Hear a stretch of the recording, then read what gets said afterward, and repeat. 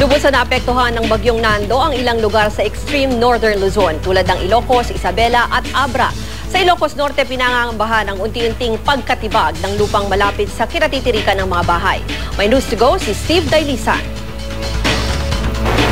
Binaha ang ilang lugar sa Pidig, Ilocos Sur dahil sa pagulan dulot ng bagyong Nando. Pinasok ng baha ang ilang bahay at ang ilang sakahan nagmistulang ilog.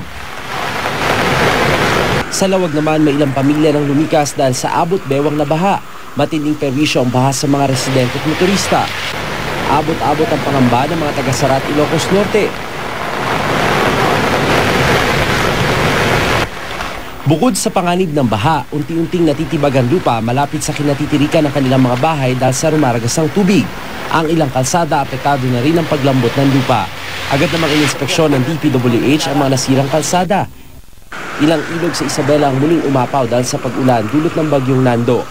Naabala ang transportasyon sa Alicaucao Bridge sa Cauayan City dahil sa pag-apaw ng Cagayan River.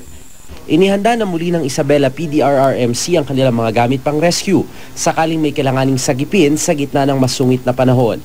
Sa Bangged Abra naman, hindi naging hadlang ang baha sa edukasyon ng mga bata. Tuloy ang klase sa Bangged East Elementary School kahit pa nakalublob sa tubig ang mga paa ng mga estudyante. Steve Dailisan, GMA News.